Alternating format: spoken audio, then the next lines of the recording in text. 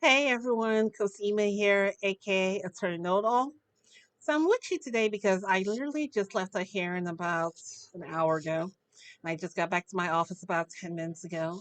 And I wanted to record this video while it's still fresh in my head. So I just left a hearing. It was for show cause. A show cause hearing is basically a hearing that a court issues. Well, it's an order the court issues for you to come into court and to show cause as to why it is you fail to follow their order. So in my case, it was about a divorce.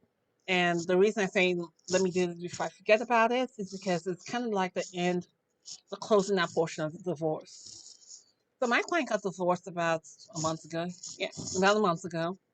We were supposed to submit an order for their divorce, on December 15th. It's now January past the 15th. So the court issues a show cause asking us to come in and explain to them why we haven't submitted the order yet. So in this case, it's really not that big of a deal why we haven't yet submitted it.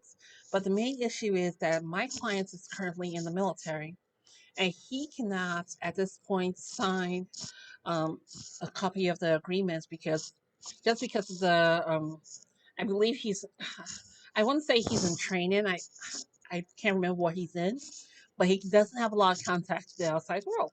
So I haven't been able to really communicate with him. But I do know whenever I do, he's very, very responsive. But just because of the nature of the training he's undergoing right now, he's isolated, so he can't sign the documents I need. And I can't get approval, like even off the phone approval from him for the documents I need to be signed. So we go to court today because after our hearing in December, we made some minor changes to the agreement. And when I say minor, they really are minor. Um, I believe one change was just about the taxes. The second change was about the visitation or the custody schedule during the holidays. And again, these are minor changes that are, it doesn't really change the calculation of the cost of custody, and it doesn't really change the calculation of taxes. But because it's different from what we put on the record when we were in courts in December, I need my client to sign off on it before we can submit this. So we go to court today, and this judge is very nice. She gives us 30 more days to get my clients to sign off on this document. She originally wanted to only give out 7 days, but I had to remind her, no, my client's in the military. I would love if I can do this in 7 days, but obviously if I don't have contact with him because of his training, I can't guarantee that this will be done within 7 days. So the judge ended up being really cooperative and she gave us 30 days to do this. And the reason I'm bringing this to you is is because I know I tell clients, your final hearing day is your final hearing day. If you don't get it done, that's it.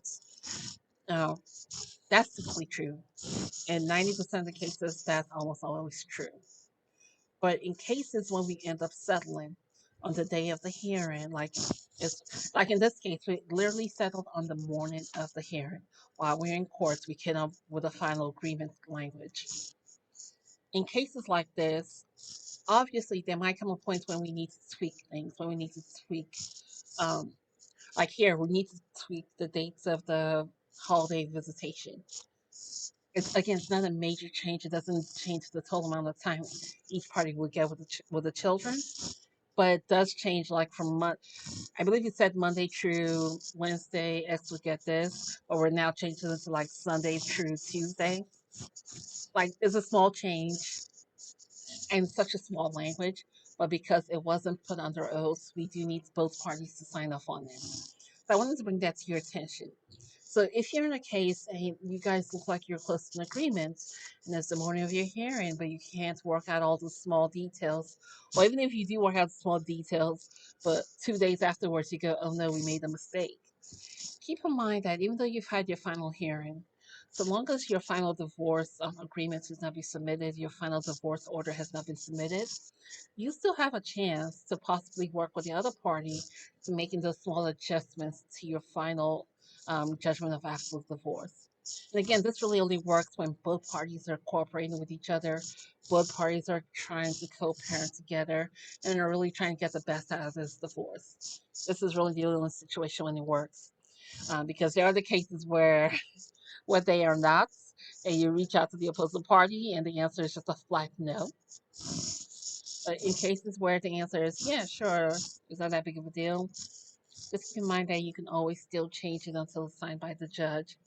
And even after it's signed by the judge, let's say 30 days from now, I still can't reach out to my clients. The order gets put in place as it is, as what was put on the record back in December.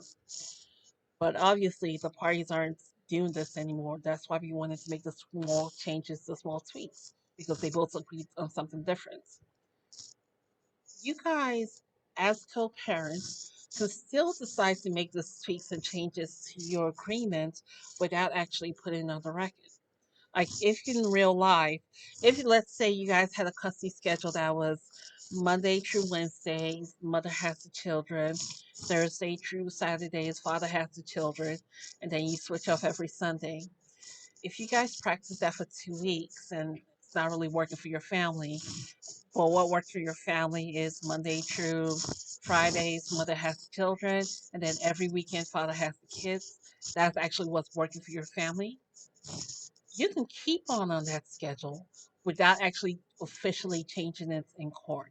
You can just keep on practicing that schedule without putting down in writing. What does happen though is if there comes a point in the future where there needs to be a modification or contempt to be filed, you will need to explain to the judge and prove to the judge that there was a time when the schedule was unofficially changed and you were both okay with it. That's the only drawback to not putting it on paper. And I would suggest in cases like that, when you need to change from your official custody schedule, put in a text message, put in an email, just to have something on paper. And this is just in case you need to go back to court in the future. You have a document to show the court so the court can get a timeline of what exactly there has been going on since your divorce or what has been going on since the last custody schedule. Um, that was it. I just wanted to get that out there. As I said, I just came back from court a little over an hour ago and I wanted to share with you what I went through today. I hope you guys found this helpful. If so, like and subscribe. If not, leave a comment below. Let me know what it is you would like to hear about. And until next time, it was great talking to you today. Bye.